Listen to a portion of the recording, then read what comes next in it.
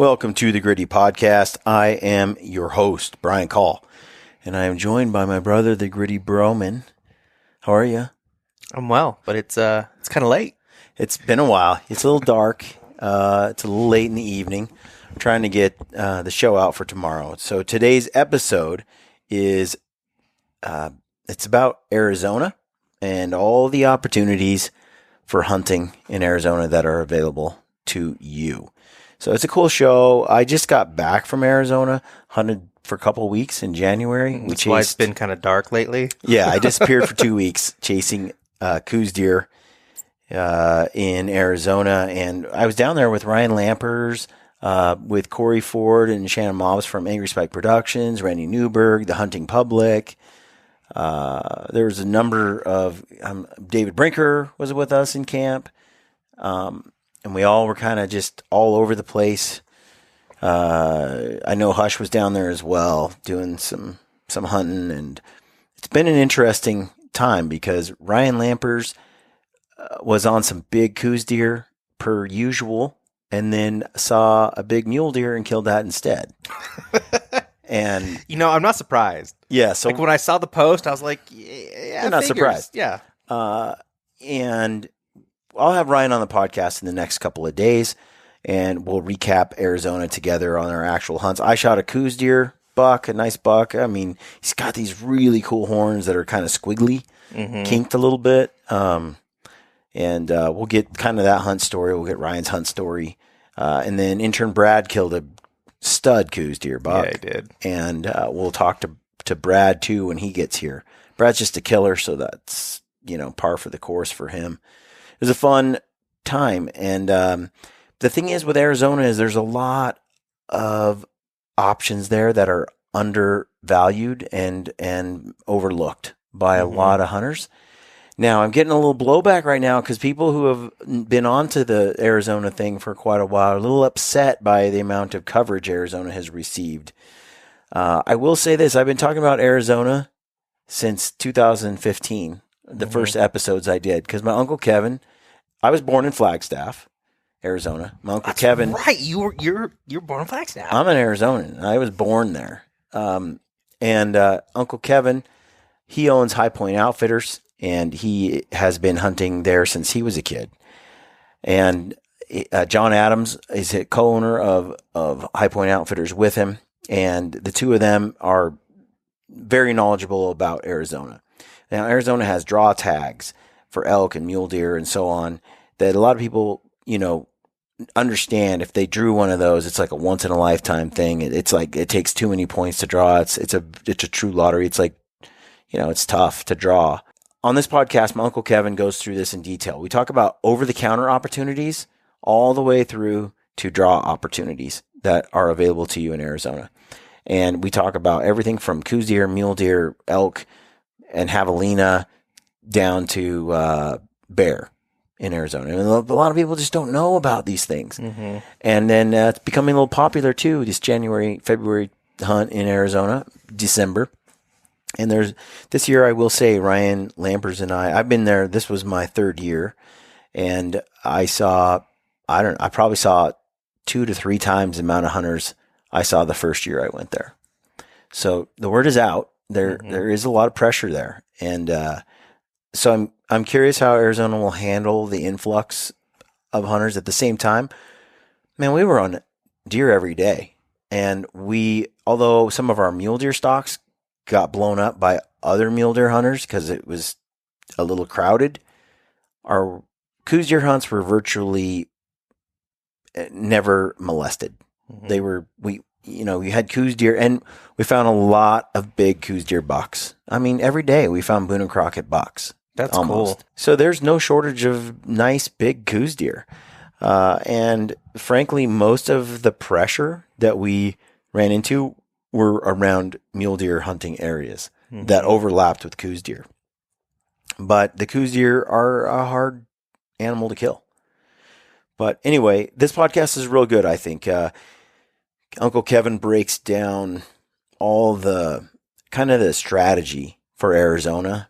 And for example, for me, my goal is to kill a big buck every January.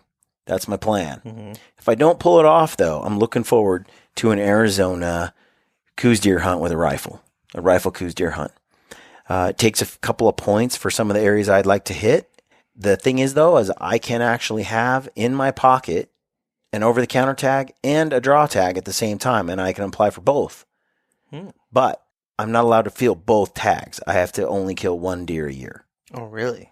So there's some things there that are, and if you're going to buy the license, you might as well, go ahead and accrue points for those years that you don't tag out in January, per se, or December, whatever it is. Anyway, we get into all this on this show, and it's really good stuff. Hope you find it valuable. In the meantime, before we get into that, I wanted to let you know that if you're going to the Western Hunt Expo or you're going to be in Oregon, we have a Mountain Ops movie night that's going down, and it's a lot of fun. Lots of raffles and stuff to win, but the movies are also good. They're real top-notch films. And this year, in Tigard, Oregon, on February 6th, the Mountain Ops movie night is going to show. That's coming up here real quick. And use the code Gritty and you'll get $10 off your ticket. And there are movies. I'll just go through the movies real quick that are in there. You've got Oregon Blues, which is a Phelps Game Calls film with Jason Phelps. Sweet bull. And then you've got Bottom of the Ninth with Nick Schmidt, an Angry Mountain Productions film. You've got Time and Attention. It's a Mountain Ops film with Trevor Farnes. They go hunt caribou. Then you've got Full Send in New Mexico. That's with Eric Chesser and Jordan Harbison. They go out on a backcountry elk hunt. It's pretty cool. And then you got my film in there, which is called Brodiac. And it's Casey Harbison and I went to Kodiak Island, and we hunted mountain goats together with our buddy Cole Kramer, Alaskan guide Cole Kramer. And it's just a fun hunt. Mountain goat are cool. Mountain goat are cool. Kodiak is cool. The green mountains with white, glorious, fluffy goats on there is cool. It's a tag that's, it's pretty tough to draw, and Casey and I drew it. And we got to hunt with Cole Kramer, who is just a legend in our eyes on Kodiak as a Kodiak guide.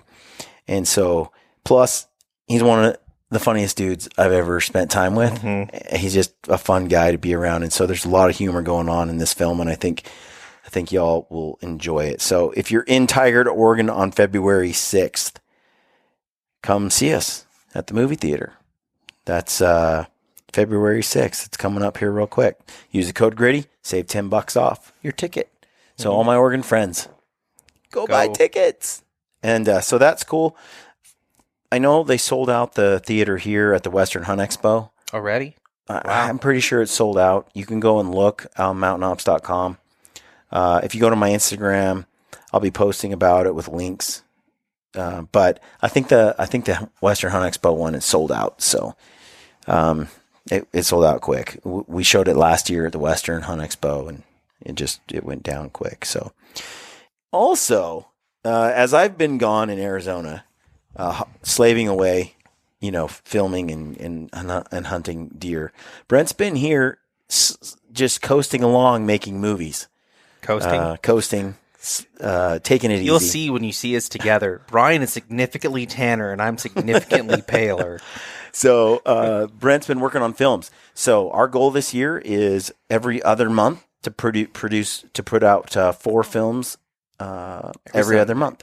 So beginning February 2nd, our February films are going to go out. They're going to go out every Sunday. So we got 4 films for February going out starting February 2nd, and then just look for a film every Sunday. This series is an elk hunting series with you, our buddy Anthony, and then your guys' kids. Yeah. It's a cool hunt in some rugged country with youth, and it's a sick, it's just beautiful footage of elk in the rut. You guys were there for how many days? We killed a bull, I think, within 3 days. How many elk did you see in those 3 days? Because I didn't even try bothering counting. There were so many. Thousands. I could say it might have been over. There was 3 herds where I just couldn't even count. Yeah, couldn't even begin to count. I didn't even count. I mean, just there's a lot of elk, huge herds in big open grasslands. So it's a cool hunt, and the youth. It's just fun to hunt with them. They're funny, interesting kids, and we work their butts off. And it was a rut rifle tag, a youth rut rifle tag. And it's a cool film series. It's with my buddy Anthony and his son Brock. Brock he's killed some big animals in the last 2 years, including a 190 something inch mule deer in Colorado. These are all public land hunts, and a pretty basic draw hunt. But in the end, it's a neat hunt. What I like about it is it's really physical. You're not going to pull this hunt off without horses or extreme physicality. I would say I didn't see any horses, Bri. Yeah, and it was we kill this bull and it's 8 miles to pack it out, 8 miles back in, and 8 miles to pack it out. And then Brock had to go to football practice immediately afterwards. Yes. We were up against time crunches and the whole bit, but we had an adventure and we pulled some all-nighters and we got it out. And so check out the film. Plus, that's not the only film series for February. We also have a spot and stock whitetail hunt that I did a couple years back with my good friend Sloan Brown, who at the time was this was a few years ago. So this is Sloan pre-mustache. And pre-Yeti. Now he works for Yeti. It's a cool hunt. It's one of my favorites. This is before I really kind of figured out how to work cameras. Well, this not is only me that, but during my half of the camera work was done by another cameraman. Oh, and with iPhone.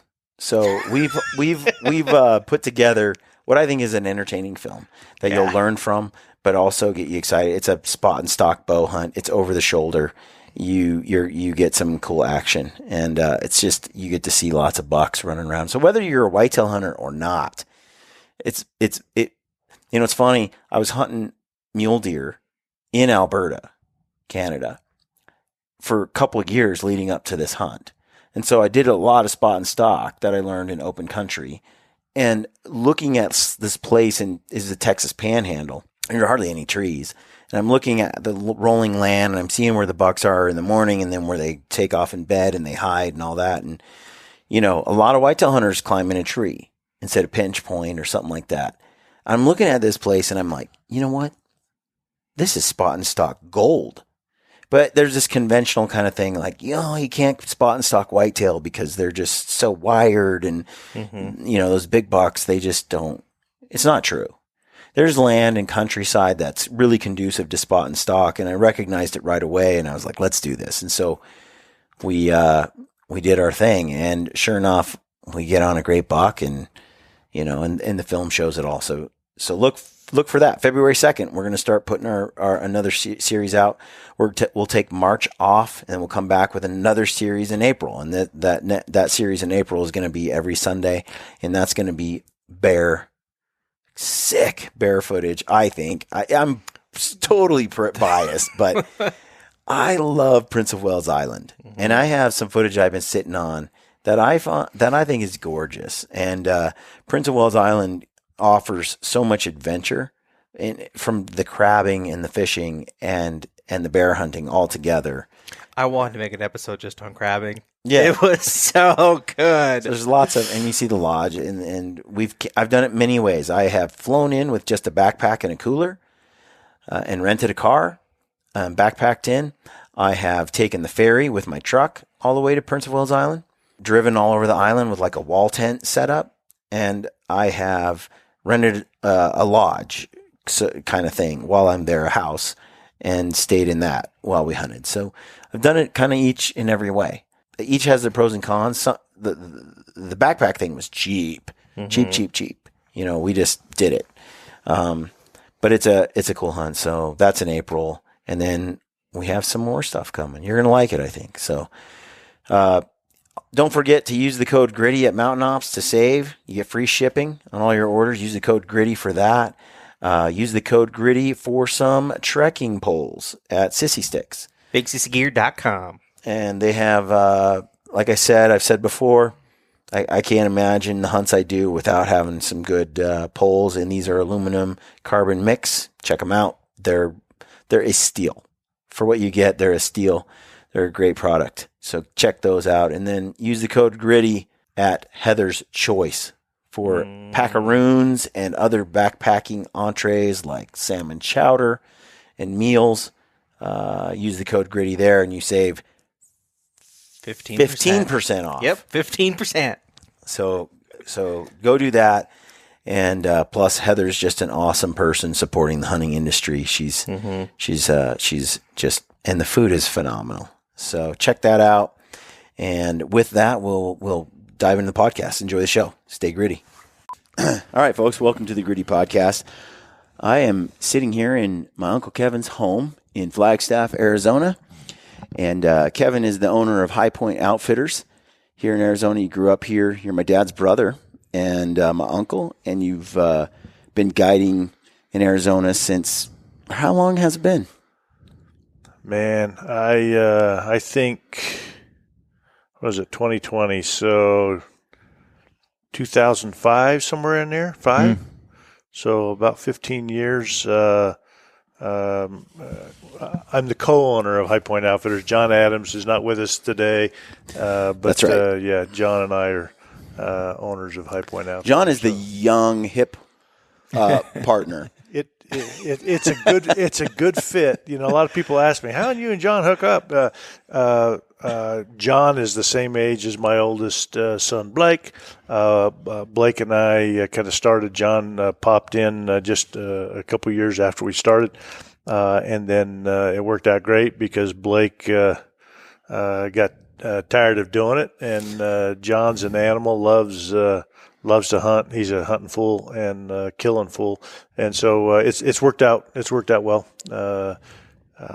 It's good to have young legs on occasion for packing out when it times come. So also today we have Anthony Spencer. Yeah, my friend since childhood, and Anthony actually hunted with John years ago, and it was, I think, the first time he actually had the help of a guide for like a half a day, and it's a day, and it took him like a while to decide whether to do this or not because he's so anti, just so do it yourself kind of guy. You know, just such a do it yourself. It took that we were on the last day of my daughter's Arizona elk tag. You had to get it done. Yep, I remember that late elk hunt.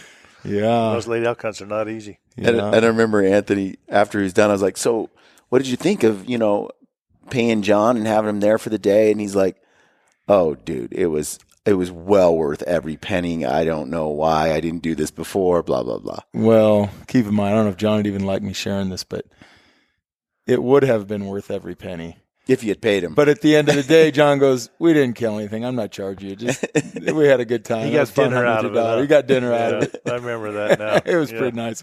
I said, "Let me at least fill your tanks up." No. You guys wish we'd have got something, but we didn't. I'm sure that's not standard policy. Yeah, that's John. Yeah. So that's why I run the business side of it. I was going to say, John had run this thing into the ground, huh? Well, on today's podcast, I wanted to we've done this before, but I wanted to refresh people on the hunting opportunities in Arizona, give them some useful information for strategies, hunting in Arizona. There's so much opportunity here, it's ridiculous. So you have your hunting, you have your non-hunting, and your over-the-counter hunts, and then you have your draw tags. Correct. And there's ample opportunity for adventure on both ends of the spectrum. And so I wanted to get into that today and kind of break that down. So let's just start with the over-the-counter stuff. Okay. A guy wants to come over here, rifle and bow.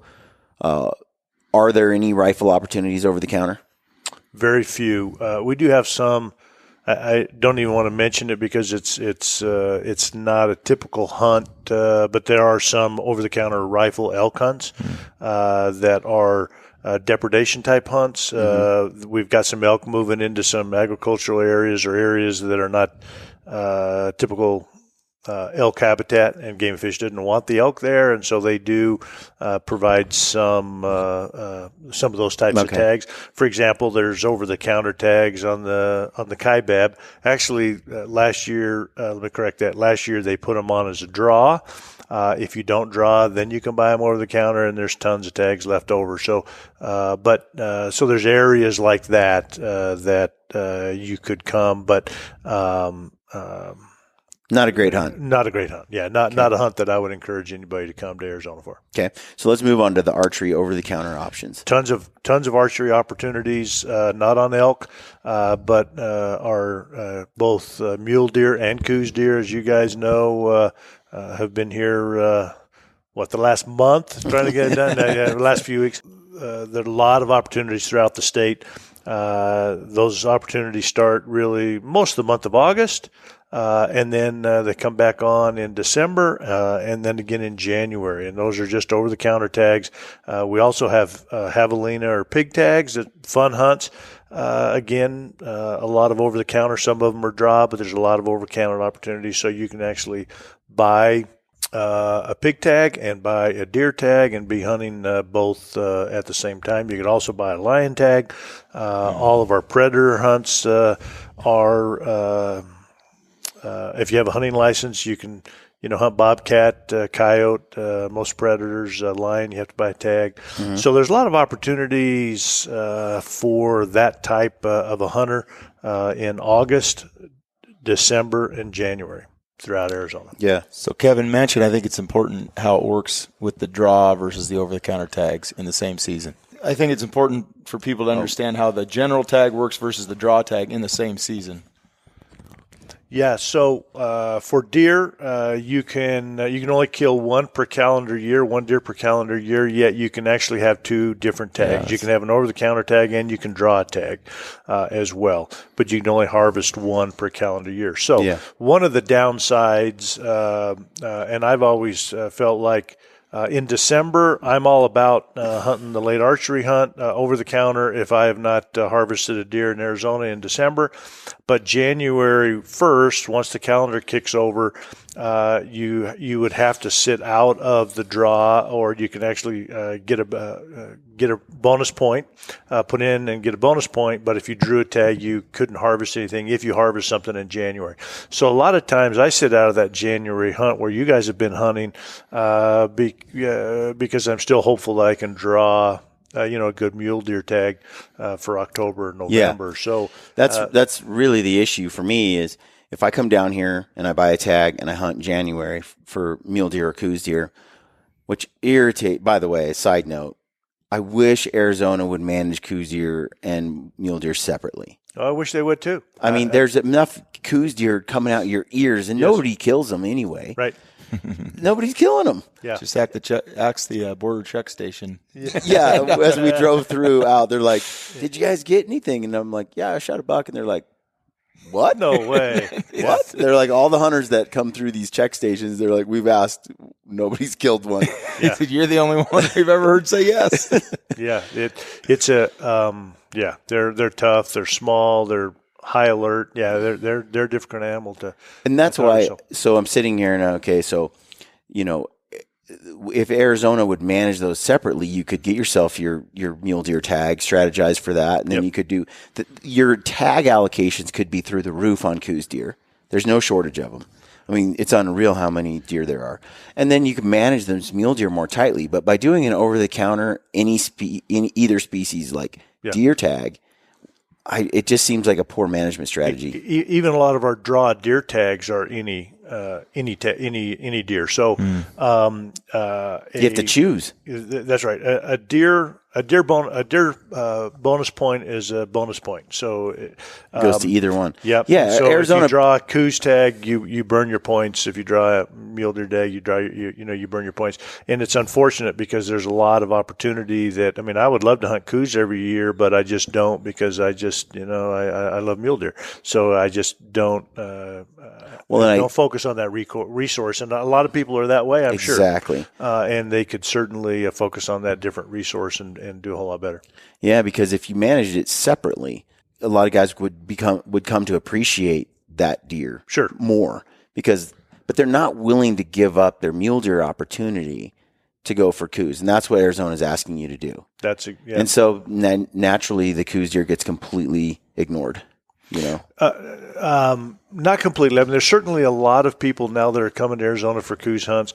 They're a little easier to draw, a lot easier to draw.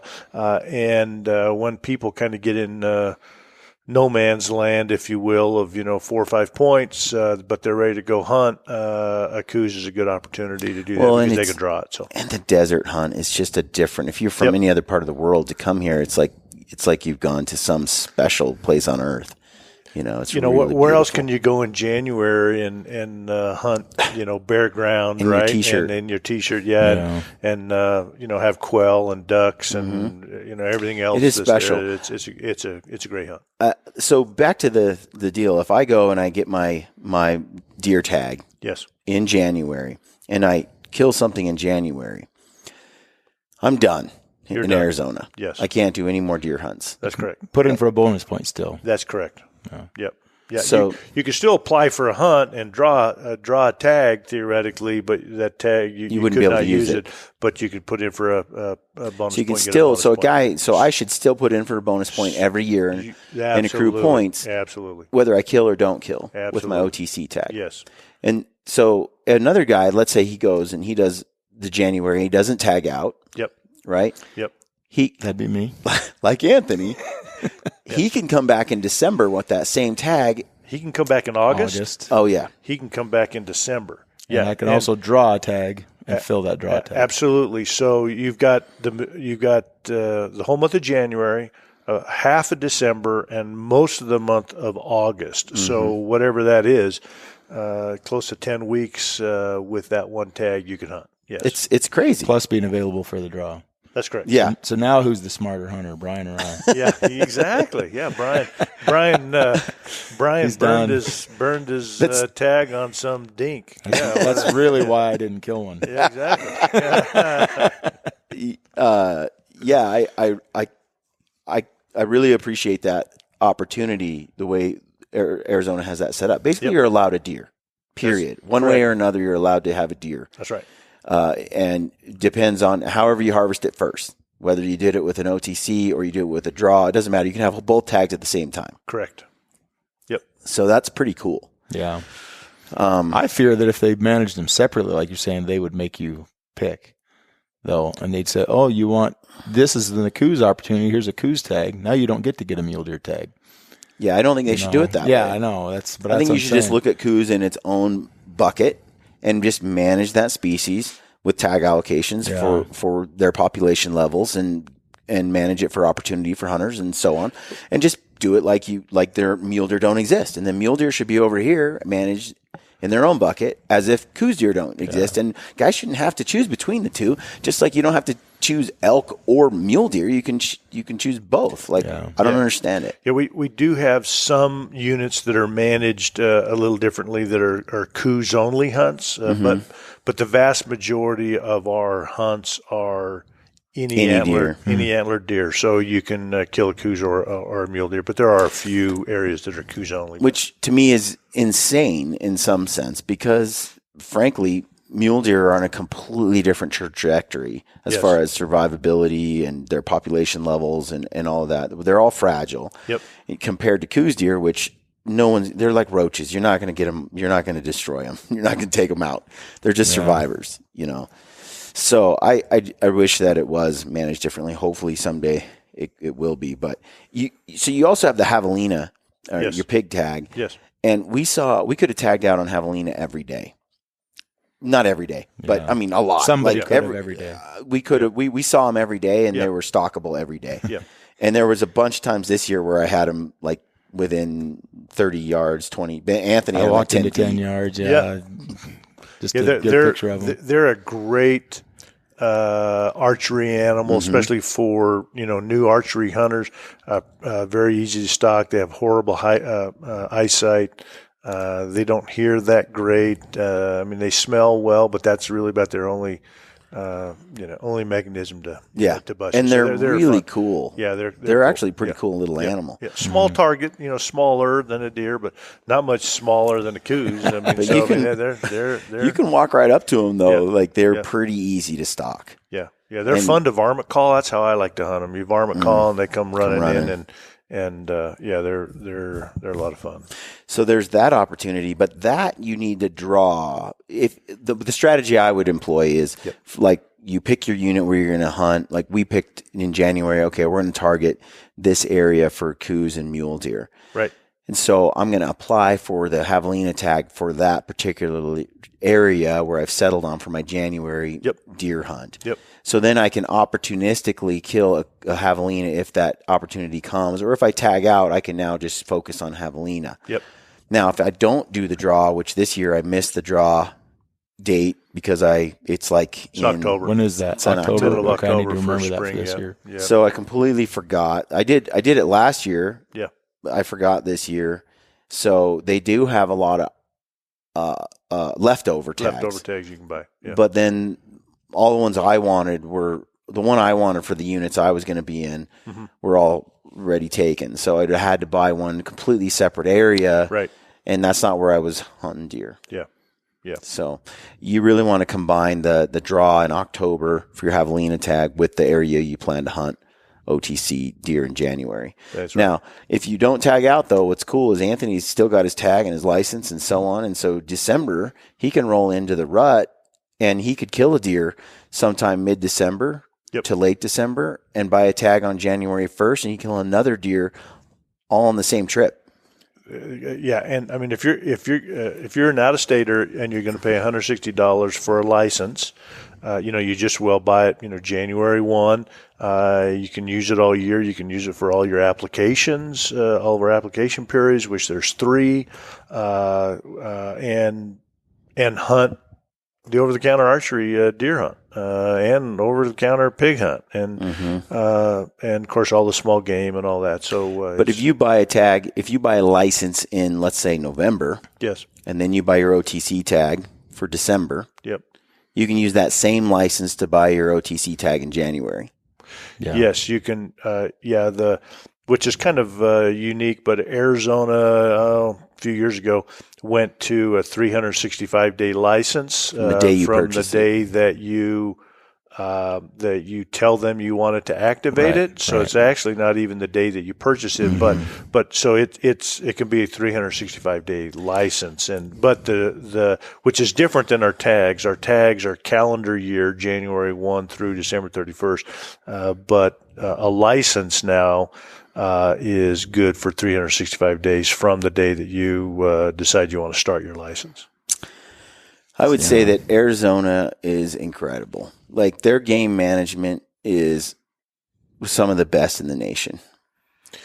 They're doing a great job, especially in most of our units, especially antelope, elk, are world renowned. Our mule deer strip tags are world renowned and impossible to draw. Any mule deer unit north of the Colorado River, the Kaibab and 12A, 12B, 13A, 13B, all of those units are fantastic and certainly managed for upper class. But I mean, you guys saw some good mule deer in our over-the-counter tags. I mean, there's we run into 180 type bucks right here around Flagstaff in our over-the-counter tags.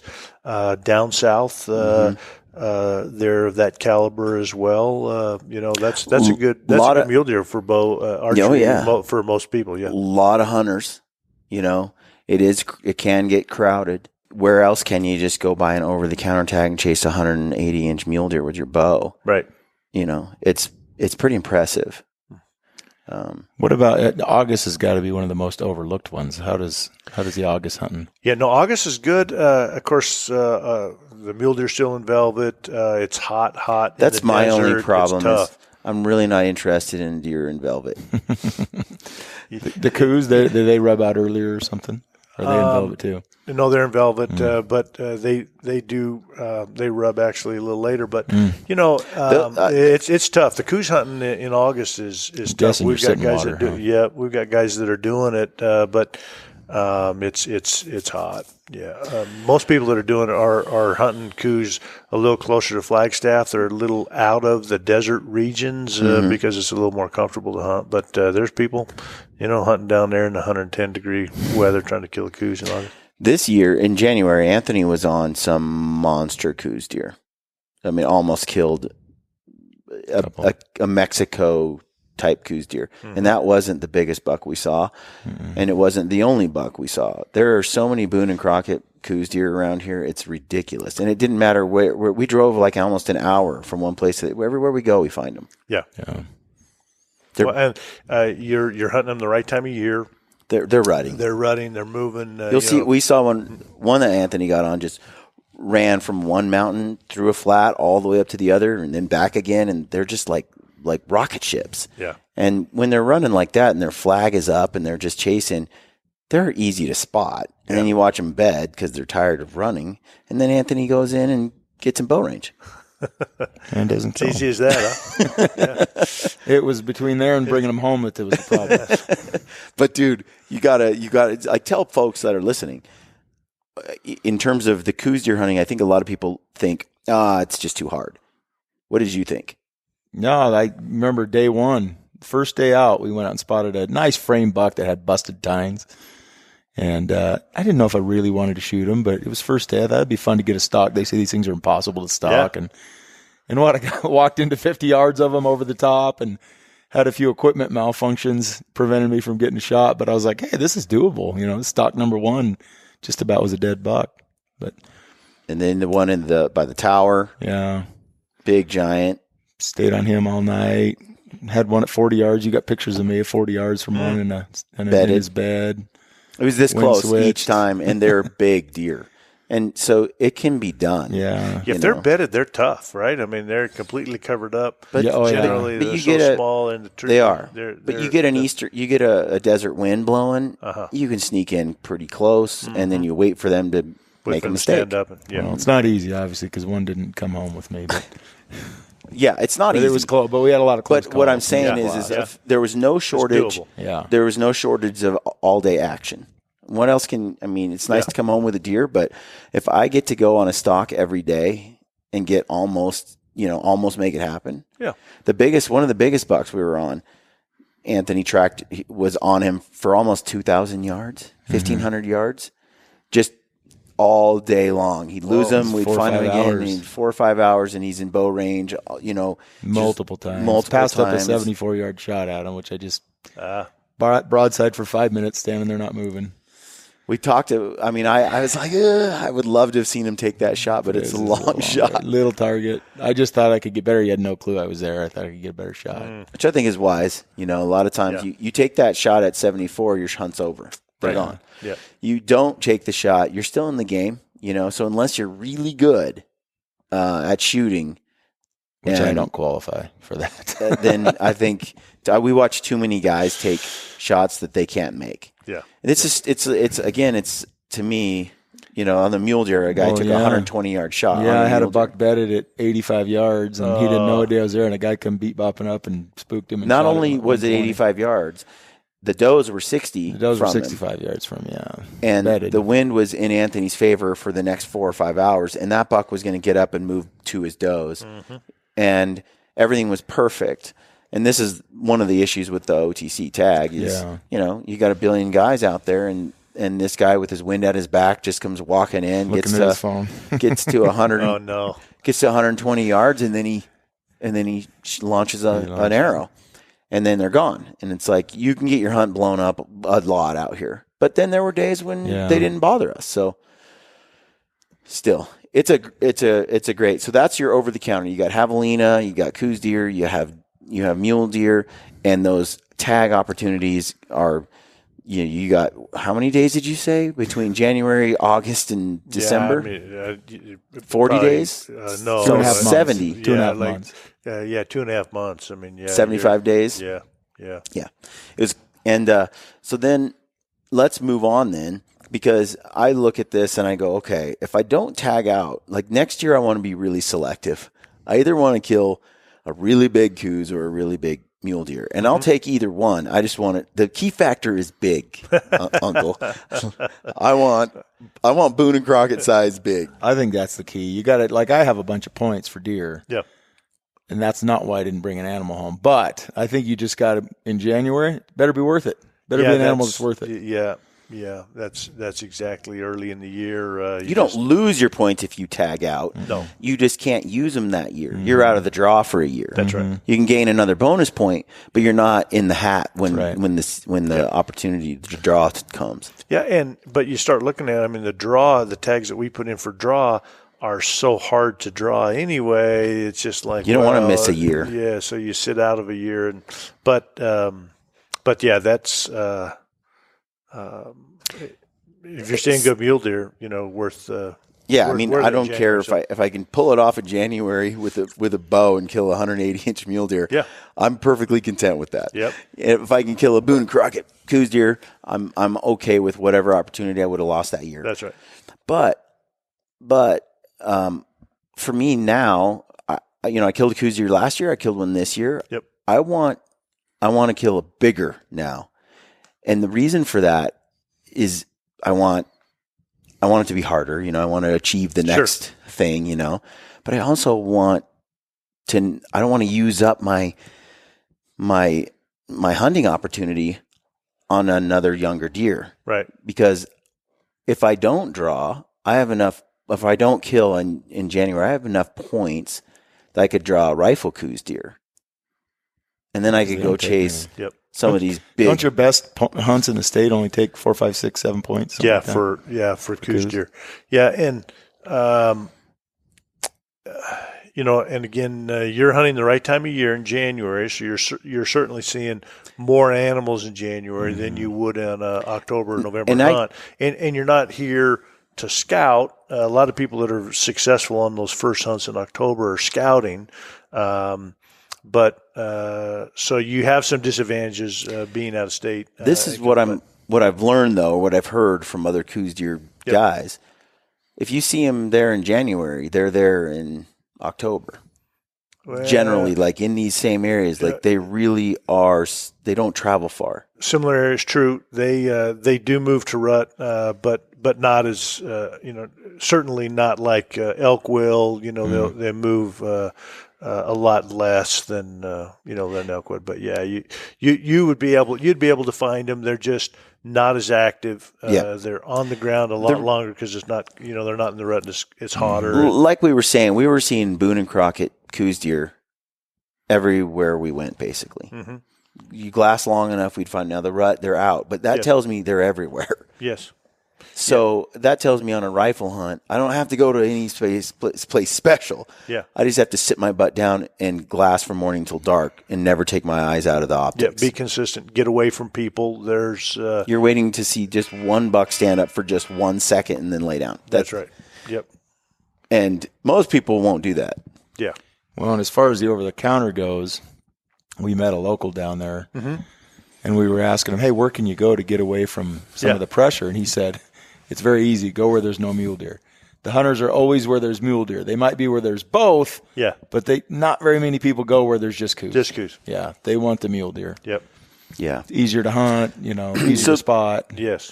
So that's one thing I think from me, like the mule deer I did with Lampers this year, you're going out pretty far and then you're just kind of glassing, trying to find that big deer. Yep. It's a fun hunt. Most of it is optics, just looking through optics all day long for a glimpse of that guy. I feel like that coos deer hunt would be a fun challenge in the same respect. Just glassing, and then you find that hidden gem, and it's a pure optic hunt, and that's really the 15 by 56 is the 15 power. Really, that's really where they come in so handy, and without a tripod, you're wasting your time. But that 15 on a tripod and just sitting down, if you're that type of a hunter, coos is a great hunt for that. I think it'd be real fun for a guy that does that. Because you can get some of these big coos deer and they're so tough with a bow, you could actually finally do it, with a rifle. The challenge is different, right? You're finding them all over the place during bow. Right. But the challenge is actually putting an arrow in the rib cage. The other way is, you can't find them. Yep. But you got a rifle, so if you do, it's game over. So the whole time, what I like about a rifle hunt is the whole time you got your rifle, it could change in any second. That's right. Any second could be the moment. Now, you might see nothing for 6 days, right? But you know that at any moment that could change and that buck's going down. Yep. Where with the bow, you see him all the time. You're nowhere near killing him. Yeah, that's right. And so it's just a flip reverse of the challenge, and both are fun. But that's why if I go out in January and I don't kill in January, I'm okay with that because there's all these opportunities. And like you said, I could also put in for the draws, for different draws as well if I want to chase deer in the kaibab or something like that. Yep. So tell us a little bit, like, let's say I kind of want to target coos deer. But let's say a guy doesn't tag out in the OTC January tag. Let's talk about mule deer opportunities in the state that are not OTC that you would recommend to a guy like me, let's say, who still wants a mule deer, really wants a mule deer, buys the over-the-counter, has an adventure, doesn't get it done. What next? Over-the-counter, archery, or draw. I guess he could do more over the counter, but you could all the units right here around Flagstaff in August are fun over the counter. Let's skip that. Let's say but if you want to draw, all of our deer applications are always the second Tuesday in June is when you have to apply, and we really recommend the kaibab hunts, the 12A. 12A East, 12A West, and 12B. Right now, 12A West is real strong. We killed some phenomenal mule deer last year on the rifle hunts. The good thing about the kaibab is they have 450 tags last year on the early hunt. That's a lot of tags, but you can draw. You can have an opportunity to hunt. We see great deer on that hunt. We killed 195 buck, 198 buck on that early hunt. You can see 180 class bucks on that hunt, but you can draw it. It's a what good are hunt those with draw odds? 4 or 5 points. You can draw that as a resident. I think it's getting up to 7 to 8 on a non-resident to guarantee. Let me back up and say, for those that are not familiar with the Arizona system, most of your listeners have heard us on other podcasts, but those that haven't, 20% of the Arizona tags go in a pure preference point draw. They call it a bonus point draw. Arizona calls it, but most other states it's known as a preference draw. So those with the points get the tag. The other 80% of the tags go in a pure random draw, with the caveat that non-residents have a 10% cap. And that 10% cap 3 or 4 years ago was split up to where only half of that cap goes in the preference draw, the other half goes in the random draw, because we had some units, most of the units like the Lake Kaibab, the strip tags, etc., were all going 100% in the preference draw. So people were putting in for those hunts with no chance of a tag. So now everybody has a chance at a tag because half of the non-resident tags go in the random draw. So anybody could draw that tag. Okay. So that's kind of how that's how it works. And so when we say, it takes, 7 or 8 non-resident points to draw that tag, that's to guarantee yourself that tag in the preference draw. But you could actually draw that tag with no points in the random draw. So when we talk about how many points does it take, it really doesn't take any points because you can draw it in the random draw. But when we say how many points does it take, that's kind of how many points does it take to kind of force the draw or guarantee yourself that tag. Okay. So when we talk about that, so 7 or 8 points, you can draw the early tag. The late hunt for a non-resident, generally it's taken max, and you're 20 plus points. So The good thing about Arizona, we always you have two chances or you have two choices on your draw. So we always swing for the fence, put in for a 12A West late hunt first choice, and then on your second choice, kind of decide what kind of a hunt you're comfortable with, and whether that's an early Kaibab tag. We like the 12A West early tag, fantastic hunt.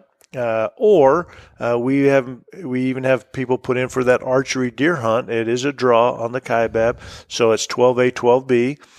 You can draw that tag with 3 or 4 points as a non-resident. So that tag is a great hunt. It's a great hunt. You'll see a ton of deer. It is a fantastic hunt. We always have hunters on that archery hunt. The nice thing about the archery hunt, you can scout all summer and those deer don't move at all. They're there, and they're there actually for the early rifle hunt. And so we scout all summer. It's a fun place to be. We move right into the archery deer hunt and then move right into the early rifle hunt, hunting the same bucks. And you were telling me if you go on that hunt, you get to see a lot of deer. Absolutely. The archery hunt is just off the charts. There's a ton of deer. The early rifle hunt, you'll see a lot of deer the first day or 2 or 3 while they're in their summer pattern. But because of the amount of tags that are there, and they move into some less accessible areas, the first 2 or 3 days you'll see a lot of deer, and you've got to decide if you're trophy hunting or if you're going to shoot a 170 buck, because you'll have a ton of opportunity at 170 bucks. Now, what are the dates of that? End of October. The archery hunt. Okay, the archery hunt is August and end of August through mid September. Yeah. So you're hunting them hard horned. Yeah, you're correct. Yep. Because velvet's not that interesting, but Yeah. I mean, I'd do it, but So tell me a little bit about how that hunt goes. I've always heard it's tough to glass, and there's a lot of people. So what are the tactics you use on those on the archery hunt and the rifle? Yeah, the archery hunt depends on if it's dry. And this year it was super dry. They were just pounding the tanks, so we were sitting tanks. We were spot and stock. I mean, some people don't like to sit, so we spot and stock all day long. But a lot of times, we're sitting people that like to sit water. But and this is a 3 to 4 point non-resident. Correct. Draw. Archery. Yeah, this is the archery. And you can spot and stock. There is enough glassable country. Oh that yeah. You can glass. Oh yeah. You can it's spot not all and stock. forest. Yeah, and people that we had some guys come back from back east. They love to sit tree stand, and so they wanted to sit tree stands. We had plenty of opportunity in the tree stands or sit in water. But most Western hunters, for whatever reason, they just do not want to sit. They want to do the spot and stock, and so it's a fun spot and stock hunt. Yeah. And then the rifle was how many points to draw? 6 or 7. Yeah, okay. 6 or 7. Maybe it's going to sneak into the 8 range, depending on if it's the east or west side. Okay. Yeah, so 8 non-resident points. You can draw that. Now, something we should talk about, which Anthony is really responsible. I would say anal retentive. That's like OCD. Like he pays attention. Yeah. I'm not so much.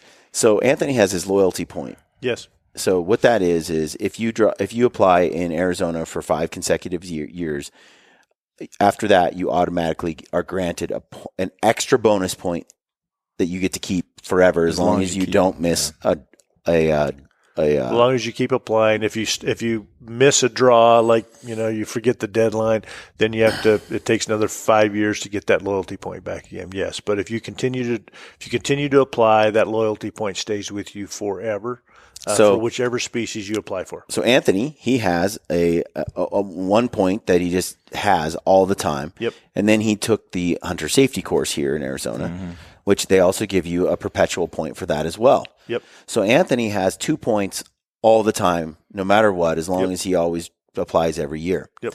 So that means if I had the same thing, and I don't tag out in January, and I get a point for the year, I'll have 3 points only by waiting 1 year. right? And then That's the right. next year, I could have a 4-point. Basically, I could have 4 points in 2 years Yes, that's of correct. waiting. Yep. If what you need now is a friend to remind you of the deadlines every time. If you Yeah. you just Oh, would wait a go minute. back to doing that for me, it was the easiest. That's happened a few times too. So that's a really neat thing. That can really change. You know, I could do, for example, a 4-point coos deer hunt every 2 years, That's right. or the kaibab archery Yep. every 2 years. Yep. If I fell into that category, that's pretty cool. Yeah, That's pretty cool. It's no longer a 4-year wait; it's a 2-year wait. that's right. That's powerful. Yeah. So that's another thing. I just feel like Arizona they just do right by hunters. They really try to they have a system that's awesome for that. And then their youth hunts, what is it, like $5 for a non-resident youth license? It's more than that, but I don't remember. I want to say it's 20, isn't it? or something. 2025, yeah. For And non-resident Yeah. for youth? non-resident youth, and that is between 10 and 18. And so if you ever want your youth to hunt, if you ever want to bring your kids to Arizona to hunt, that's the right time to be getting your bonus points, because it's cheap. Well, and then you got $25 for a license, and then for your youth, and then they can go and smash jackrabbits and coyotes and all the predators and all these different critters. They can, and then they can go, and I believe they can bird hunt too. Yeah, any small game. Any small game. Yep. And then they can get a javelina tag. Yep. An archery hunt, and I don't remember what the tags are for youth, but all this stuff is catered to youth. Is very inexpensive. Yep. Lots of opportunity, and they treat residents or non-residents like so well. Non-resident youth. Mm-hmm.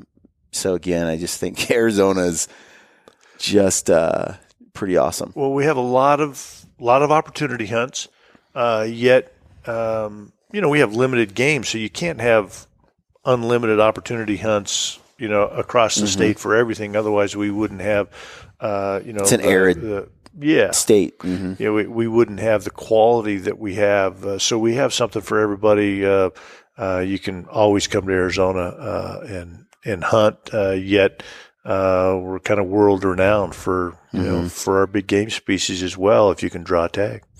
Well, Anthony, did you have any more questions on the mule deer? Or No, I know the answers to them. Kevin and I have talked many times.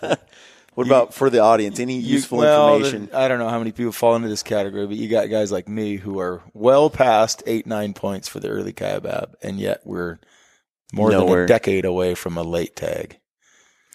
What does a guy do? Just in no man's land. To me, you get a tag and hunt. I mean, that's how I am. Especially right now. Right now, it is fantastic. And people that hunt the West, can see these cycles up and down, up and down, up and down. I've seen the kaibab in 3 or 4 different cycles. I killed my first deer on the kaibab in 1972. So it just goes up and down. Right now is about as good as I've ever seen it. I would say if you have an opportunity to draw a tag. So what you're saying is Anthony should burn his points. Burn his points. Well, I sent a buddy to you this year who was in that situation. Let me tell you this. Yeah, and what happened? Yeah. What happened? He killed a 195-inch mule deer. There you go. Here's on the early hunt. Here's on where- the early hunt. here's- Now, how could you how could you go wrong? Right. With that. Burn the And points. Burn the. It's really good right now. Sometimes I say maybe hold off, but this is the problem. Anthony's getting old. Well, that too. But our late kaibab hunts are much like the strip now, that we have point creep. Every year it's going up, up, up. I would dare say that Anthony will never in his lifetime Draw the strip. ever be able to guarantee himself a late kaibab tag right now, because we have point creep. And you're what, 7 or 8? I'm 13 points, I think. Yeah. So he's 10 behind the curve. Will never guarantee himself a late guy day. But he can get it in the random draw. Get a random draw. So he's hoping for a random tag rather than a guaranteed early tag. But that never changes. So burn your points. You can always get the random. I can just lament it for years and years and years while I build more. Here's the thing with Anthony, though. He's one of those people, like my wife, who really enjoys the idea of having a whole bunch of points. Just in case. Just sitting there. Or money in the bank. Just piles of it. It just makes them feel nice. Yeah. Just having it there. It's there. It's there. They're not going to hurt me. I'm a spender. I'm going to use these babies. I tell people, and this is my philosophy. I think you have a better chance at killing a 200-inch mule deer, let's say, 190-inch mule deer, a quality mule deer. You have a better chance of hunting 4 or 5 times on the early rifle hunt than you do one time on the late hunt, and that's about the odds of drawing. You're going to get 4 tags in the early. I would rather hunt 4 or 5 times. Yeah, that's a good point. Than once. I need to find somebody who needs a few extra points that was willing to give me something. I'm in. Absolutely. There you go. People. Let's talk about that. Arizona does split points, average points. So if you put in with somebody, let's say I've got 4 points, Anthony's got 16, so together we're 20. We go into the draw at 10, and we can force the draw. Makes total sense. Absolutely. Total sense. You would be a non-resident with me. Right? We would go into the non-resident draw because you are a non-resident. Yeah. So we do have that 10% cap. But on the early rifle hunt, it's not coming as much into play. That cap is not coming into play as much as the late hunt. Yeah. So I would definitely put in. Again, that's why I like Arizona, because if you go to Colorado and Anthony came to the table with 20 points and you came with 5 and you want to hunt together, you go in at 5. They take the lowest person's points. Yep. How dumb is that? And Colorado's got some of the worst point creep. Yeah. Why are you screwing hunters like that? Reward the people that have put in all that time. Let them average it with whatever buddy they want to average it with. We do every year. In fact, John and I have figured out how to get his daughter, my granddaughter, that are both the first year 10, to get a late rifle hunt by putting in with my daughter that has a pile of points. Mm-hmm. So we'll end up with 3 late bull tags, and the 2 girls couldn't have ever drawn it by themselves unless they were real lucky.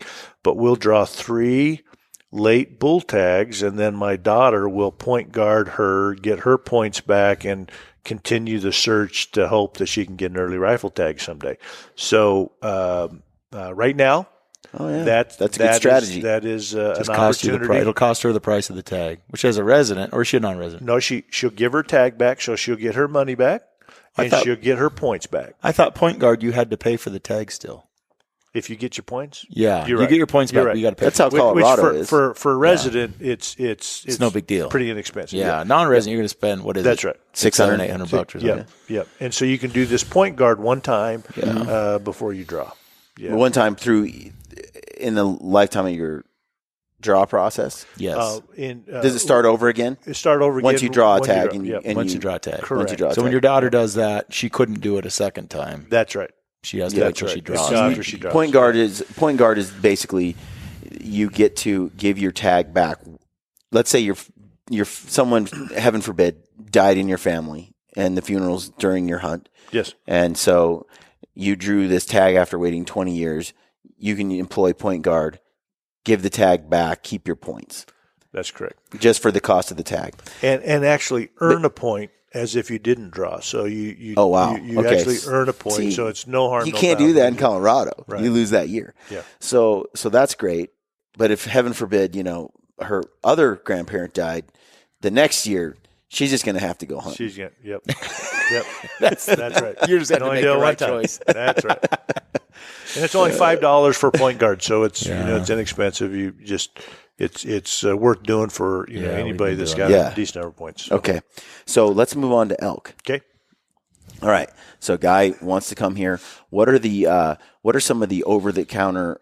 Is there over-the-counter archery opportunities? Let's start with bow. No, I would. Again, we have some of these depredation hunts and stuff. For so nothing for that. Nothing for rifle either. It's really they're there, but we certainly wouldn't promote it or it's really recommend it. It's really a local guy that has some local information or maybe private property or something. But for your audience, I would say that's really not an option.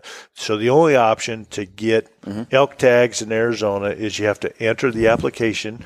And the deadline is February 11th. So we're coming up here in just a couple weeks. So hopefully Brian won't sit on this podcast too long and let the deadline go past. I mean, luckily. I've never done that. No. So So February 11th is the deadline. Most of our archery hunts start September 11th this year. So, enter the draw. Again, you have two choices.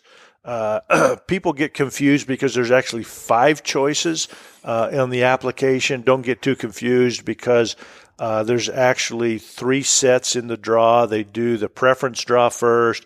Then after that's over, then they do the random draw, which looks at your first and second choice. And then after all of that's done, then they draw again and look at your third, fourth, fifth choice. Well, by the time they get third, fourth, fifth, there's no bull tags. On occasion, there will be a cow hunt that will roll into that. But so really, you have two choices points too, right?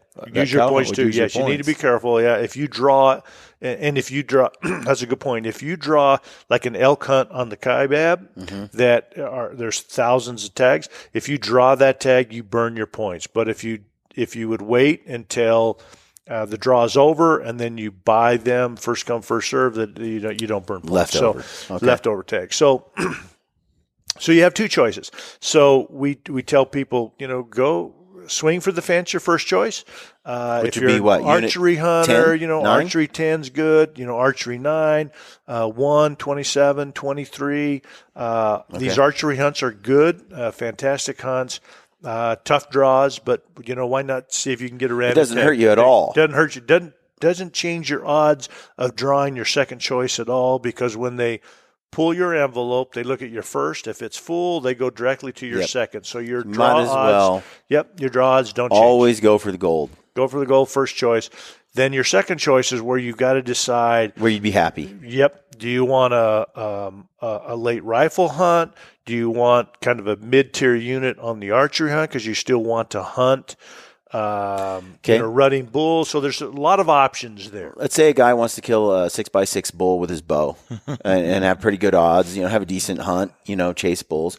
What's a basic hunt unit he could do that with? Any unit in the state. Yeah. I mean, really, any unit in the state. Any state will give you that. Yeah. And, some mid-tier units that are fairly easy to draw, 4A, 5A, 5B is probably going to be a little harder this year because they've changed some dates. 6A is another one. Those are kind of mid-tier units. How many points? We're a little spoiled in Arizona to call them mid-tier because they're great. They're Remember when I drew one of the mid-tier? Yeah. Or bottom tier? Yeah. And it was like the best hunt I'd ever been on. The best hunt I'd ever been on. Yeah, in Oregon. Yeah, and so for an archery hunt, those mid-tier units are taking 8 or 9 points again to guarantee it. But we've got people every year that come hunt with us that draw it on their first year. So you don't have to have points to draw, but to guarantee it, it takes 8 or 9 points to draw those mid-tier. What do low-tier, like bottom-tier hunts take to draw? 5 or 6. And I still think those are better than most all your over-the-counter hunts in most states. Yep. I have a friend that I sent to you and drew a what you'd call a mid-tier unit. This guy's a good hunter, and I won't say what unit it was, but he chased bulls that a guy doesn't have a right to be chasing in a mid-tier unit. Yeah. Like, it was crazy. You people in Arizona are spoiled. We found out that just this month as well. Yeah. No, that's true. And most of our guides, want to be in those upper tier units. And we've been doing it long enough that most of our hunts are in those upper tier units. Yet we do 4A, 6A, 5B, 5A. We do those hunts every year in the archery hunt. Do scouting packages. Yeah, we do scouting packages in those units With High Point Outfitters. So with High Point, so all of those, they're can awesome. be good. They're awesome. Screaming bulls, big herds. Yep. It's funny because I did a couple years back. I did a podcast with Jay Scott. Yep. And Jay and I got into this little brief argument about, Brian, you don't need to be in shape to hunt elk, okay? And I'm like, Jay, you live in La La Land in Arizona. Yeah. It's not the same. You try and do that over the counter, Colorado or something. Idaho. Idaho, this is, you better be in shape because some of those opportunities you're getting them because they're physical, Otherwise, you're putting in for some points. But in Arizona, it doesn't take many to get into a prime hunt that you don't need to be hyper fit for. Right.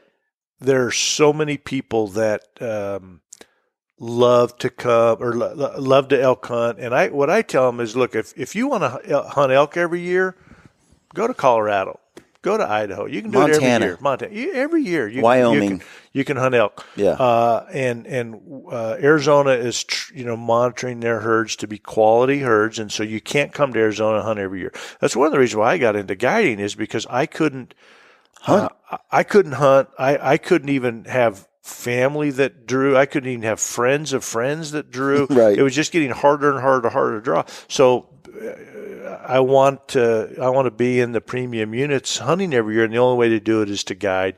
And so that's kind of filled my, I guess, fun. So Anthony and I, when we go out, we get excited when we see like a 330 bull. We get real excited. We're like, whoa, look at that. It just does nothing for you, does it? Well, I still love to see elk. I still enjoy, I love to see animals, but certainly I don't, unfortunately. When you've spent a lifetime staring at 400-plus inch bulls, I could see how you'd be ruined. They're getting tougher to find. I can say that. Yeah. But last year John and I both of our hunters killed 390-plus bulls, and it was, that's what Arizona to me is all about. Yeah. And so the dream hunt is there in Arizona. The dream hunt, why not go for that dream hunt first choice and then, do a hunt that you would be comfortable with second choice. So we have it all. And last year was, unfortunately the antler growth was fantastic, but the rut actually sucked. It really did because we didn't have any moisture in the summertime, and so the rut wasn't there. Pretty slow, although both John and I guys, we got call in, so there was a little bit, but nothing like it normally is. So that's the tough thing if you only put in for these premium hunts and it takes 20, 25 years to draw, and you get a bad year, what have you done to yourself? You've sat out. So go hunting. To me, go hunt. But you're right in the sense that, Idaho, Colorado, Montana, Wyoming, they all have great elk hunting opportunities, even Oregon. In the rut. Yep. Do that all the time. In the meantime, go for the gold in some Arizona hunts. Get to be proficient. We have people all the time that come that have sat out, have not hunted because they're waiting for this. They're waiting for this tag. Excuse me. They get the tag and they haven't hunted. Yeah. They hard to get they that done. Draw at the wrong time. They everything that can go wrong on an archery hunt, especially, and they just they don't have the experience that you need to really take advantage of the tag once you draw it. So this year I did a late season elk hunt. I did one last year with Anthony and Brock. Mm-hmm. And I wanted, a nice mature 300 inch plus, bull. Yep. Late season. I think I found something similar to right around that level with Anthony last year. Mm-hmm. And this year, late season, I found a lot of bulls, just nothing that broke that mark. Yeah. I could have shot a lot of bulls. There was nothing that I could find of any size, any age. So it's like, I'm I like those late season rifle elk hunts, and I'm looking for a herd bull. A herd bull. Right. Arizona has some options. Last we spoke, you were telling me about them. Yes. I want to learn more about those. You were talking about how a lot of them can be broken by then, but they're also not highly coveted tags. Like, there's a lot of opportunity here. We've got really two sets of opportunity. We have a late rifle hunt that always generally starts the last Friday in November. And you can draw those as a non-resident. You can draw those tags with 6 or 7 points. Our premium units, 10 points. So there's some good opportunity there for the late rifle bull hunts. They're not in the rut, different hunt, but same unit that we harvested. These 390 bulls. They're there. They're there. You just have to find them. They're not with the cows. They're not being stupid calling. They're harder to find in some rough country or rougher country. But you can actually draw the tag. Now, if you're an archery hunter, you actually have a season 2 weeks that's prior to this late rifle hunt. So you get the first crack at them. Dates? It's mid-November. This is the hunt I'm interested in. And this is where I'll use, after I burn my points, this is what I'll be doing. This late archery hunt is only taking 5 or 6 points to be the premium units and 3 or 4 points for the kind of second tier units. So 3 or 4 points. Yeah. And if you're Anthony, you already have 2 automatically. You could do this hunt every other year. That's right. Or every 2 years. That's right. Yeah. Last year, we had some late archery hunters. It was dry. Mm-hmm. We got and I'll come back to the late rifle hunt that turned into a disaster in Arizona. But so the late archery hunt, it was dry. The elk were absolutely pounding the tanks. And we had guys harvest fantastic bulls right off the water in the first 2 days of the hunt because the elk were just pounding the tanks. So this is a great way to use point guard, and we've got a handful of guys going to do it this year, is use this late archery elk hunt as your second choice. Make sure you have point guard, because if it's dry, it can be a fantastic hunt. We killed 380 bulls in November if it's dry. If there's snow on the ground, it just spot and stock is tough. Just tough. Impossible. Almost impossible with these bulls that are on the ground all day in rough country. It makes it tough. Now, guys do it all the time, but it's a great hunt if it's hot and dry with no snow on the ground. And so those that have point guard, if you draw in the wrong year and it snows, you get one chance to give it back. Yeah, get it back. And then the next year, if you do it again, your second choice, you're just coming on the hunt no matter what it looks like. But that's a good option for archery hunters.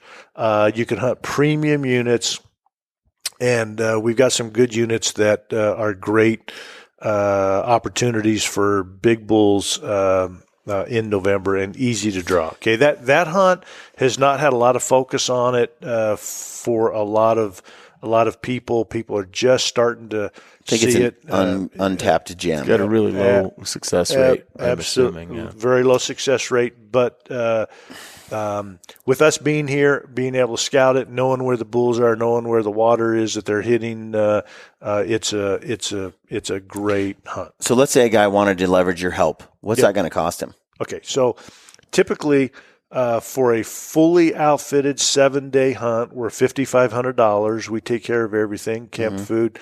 If somebody wanted to do their own camp and food, we're $4,500. Those kind of our standard pricing. We do offer some scouting packages, limited scouting packages. We don't. We'll just do a limited number depending on the unit and what have you. For $1,500 scouting package. So you don't put 5 different customers in one area. Right. And if we have guided hunts in there and outfitted hunts in there, we won't do that, compete against ourselves. So so it just depends on the year, depends on who were taken, what units were in, that kind of stuff. What about the kaibab hunts, though? Do they differ from that, the kaibab deer hunts? The kaibab deer hunts, it's easy to split up and spread out kaibab hunters, and so even though we may have 5 or 6 guided hunters, we're comfortable still doing Plenty of pockets where you're not bumping into your own. Yeah. Stuff. So it just depends on the unit. Depends on what, and quite frankly, the field conditions, what we're doing, that kind of stuff too. So a lot of times on our kaibab hunts, we also provide camp and then also a scouting package. So we just line the guys out every morning of where to go. And they camp with us, and we provide food and camp. And so for a hunter that wants to do his own thing, that's another good way to get our 30 years of knowledge on the kaibab and our 100 cameras that we have out on the kaibab every year. We know where the deer are, which pockets to be in. And after the first 2 or 3 days, quite frankly, that early hunt can be a little bit of a crapshoot because the bucks are moving, hard to keep track of them, and we just put them in the corridors that we know those bucks are moving through, and hope somebody gets lucky. I mean, just like your buddy that killed a 195-inch buck. I mean, that's that's what it's about. He killed it's a 10-day hunt. He killed midway the hunt, didn't he? 4 day. Yeah, so about midway of the hunt. So the bucks had moved. And the buck that he killed, so that it's huge. Just like 32 wide or something like that. Yeah, good buck. You can see it on our website if anybody's interested in seeing them on our website and in our Instagram. What's the website? It's highpointoutfitters.net. highpointoutfitters.net, a good way to do it as well. John does the website, and sometimes it's more updated than not. Another way to do it, of course, everybody's gone to Instagram, and John posts a little more than I do. His Instagram is AZ_hunter for Instagram, and mine is HPO_Kevin_call. Yeah, we'll put those in the show notes. And all of our kaibab bucks and almost everything that we've killed or what have you last year are on Instagram and on our website. The 2 archery bucks or the 2 archery bulls that John and I killed in Unit 10 last year are Instagram. So let me come back. The other opportunity, Brian, is the late rifle hunt, again, that starts the day after Thanksgiving. A lot of people like that hunt because they can kind of roll Thanksgiving into a hunt. It's maybe a good time of year to be gone away from work. So they'll come, Thursday or Wednesday before Thanksgiving. The hunt starts Friday, and it's a full 7-day hunt. That hunt is easy to draw, not quite as easy as the archery hunt, but still easy to draw. You can draw it with 7 or 8 points as a non-resident in most of our areas. The late hunt can be a little hit or miss, and the reason why one of the reasons I'm so high on this year to make sure that all your listeners apply this year. Last year for the late rifle hunt turned into a total disaster. We had heavy snow. 20 to 24 inches Thursday night. Actually, I was in a wall tent. We had a wall tent collapse. Some of you guys may have seen that on Instagram. We lost our wall tent opening morning at 4 o'clock in the morning. Opening day was a disaster. The next day, we had a bunch of wind and pulled up 3 or 4 foot snow drifts. We couldn't access any of the areas that we wanted to hunt. And this is throughout the state. Arizona puts a ton of tags. That's where they kill the majority of the bulls, is on these late hunts. Well, last year, all throughout the state, the hunt was a disaster. The hunt Nobody success. tagged out. No, there was a lot of units that were actually Forest Service closed roads. You couldn't access. Even if you wanted to or So thought you you kind could. of a bumper crop going into next year. There's a great holdover. You don't think there was bunch. winter kill? No winter kill. Arizona never has a winter kill. Even though we got 2 foot of snow, It's gone. It's gone. And you're here today. There's 6 inches out. We're 2 things going on right now. We've got 300% of average moisture, rainfall right now. So we've had fantastic winter moisture. Plus no, your holdover from last Plus year. nothing happened. The early hunts, the archery hunt, the rut was real slow because of the lack of summer moisture. The success wasn't as strong as it normally is. The late hunt, there was hardly any success. So we've got a lot of holdover bulls. This year would be a great year to draw a tag. Burn your we've got points. we'll have good antler growth this year for sure. We've had good moisture all winter. If we have good moisture this summer, we'll have a good rut. But this is a great year to draw an elk tag. So a couple other species. You got a buffalo on the wall. Yes. What's the deal with buffalo in Arizona? So we've got two herds, actually one huntable herd, our Raymond Ranch herd. They just brought some new buffalo in. It's kind of a more contained type of a herd. But all of our buffalo are up on the Kaibab. They're getting harder and harder to hunt because most of our buffalo are staying inside Grand Canyon National Park, not coming out where we can harvest them. And so that hunt is Not pretty great. tough. It's a draw hunt, tough draw. Okay. You can archery hunt them as well, but it's same season. There's opportunity there, but it's a tough draw. But it is a free ranging herd that comes in and out of Grand Canyon National Park. Okay. Pronghorn and sheep, they're pretty much impossible to get. They But are. you might as well put Pronghorn. your name in the hat when you apply. Antelope. Might as well. For $15 for a non-resident, why not throw your name in the hat? And if you're an archery hunter, you could do rifle first choice, archery second. We really, we love 5B and Unit 10 right now. There's some other units as well. 4A, 5A are also good antelope hunts. But and then really any unit you can get an antelope tag, go for it. We hunt in 7 and 9. But rifle or antelope, rifle or archery, antelope's a great option. Yep. Of course, sheep. We've got world-renowned desert sheep. Very difficult to draw. I've been applying my whole life, and I finally drew a tag. Anthony and I got to enjoy a hunt up on the strip in the Virgin River Gorge, which is just awesome country. It's a place I've always wanted to hunt sheep, and harvested the sheep 2 years ago. So it was cool. it was a fun hunt. So they're not really on the table so much. Let me ask you this though: bear hunting has become like one of my favorite animals to hunt, my favorite meat to consume. It's like bear hunting is off the charts. And when I did this podcast I think it's totally underrated by most hunters. Bear hunting's fun. I did this podcast with Kip Fowler in Utah there probably 6 months ago.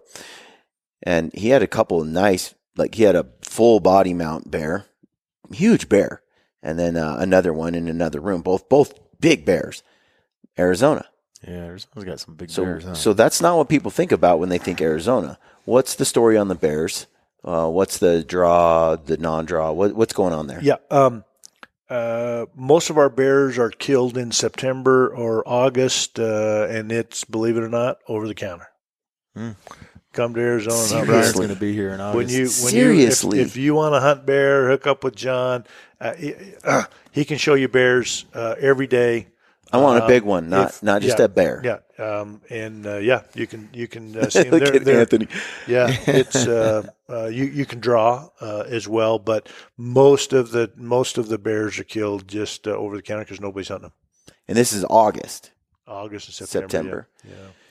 It's a problem trying to hunt them in September because I got other things to do. Yep. But August, what dates in August and what end of August. end? End of August. We'd have to look. I don't have my regs with me, and because Kip has been doing bear hunts in Arizona. I need to interview him again. Yeah.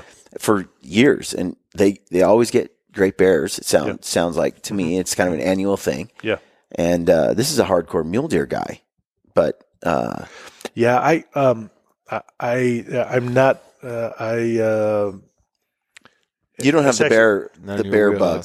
The Arizona bear is my last animal I need for the Big Ten. So I've been talking to John. Hey, when you go kill a bear, and he keeps telling me you don't want to kill a bear because you don't want to pack him out. And I was like, dude, I want to kill a bear. So we may be doing it this year. So if this is the year for you to come kill a bear, that we need to talk about that. It may be, John's the bear hunter. I think there's these over-the-counter bear opportunities across the western states that hunters have not traditionally taken advantage of. And bear hunting has been on the rise. Like, it's becoming more and more popular because I think people are understanding, the quality of the meat that you get there. Mm-hmm. We canned all ours this year and it was gone within a few months.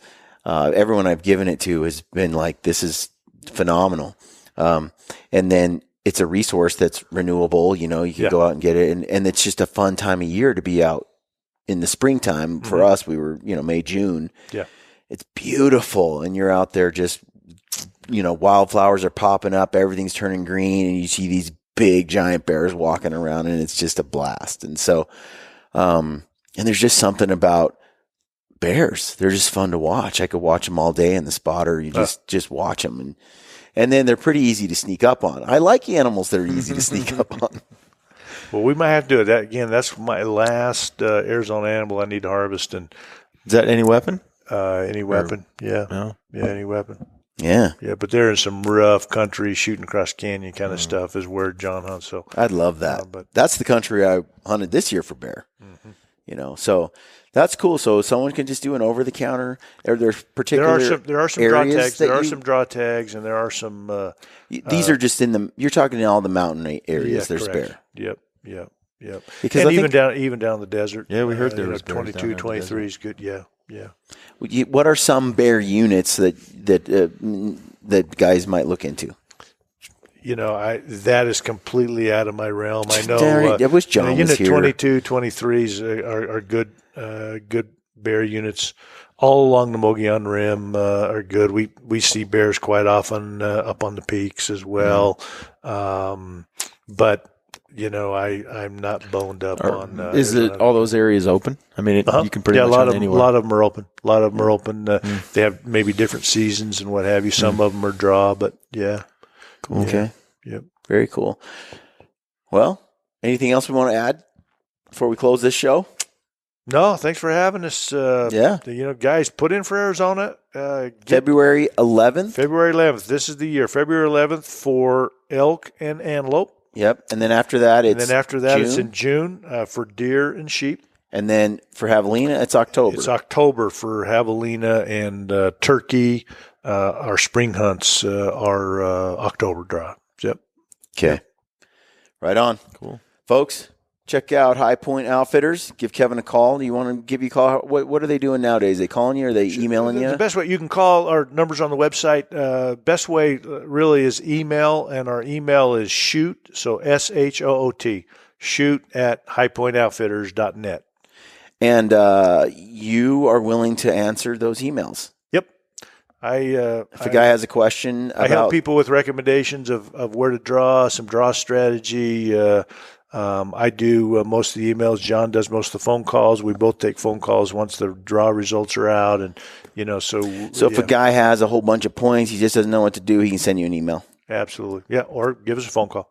Yep. Okay, right on, folks. Thanks for tuning in to the Gritty Podcast. Check out High Point Outfitters. Thanks for tuning in. Stay gritty.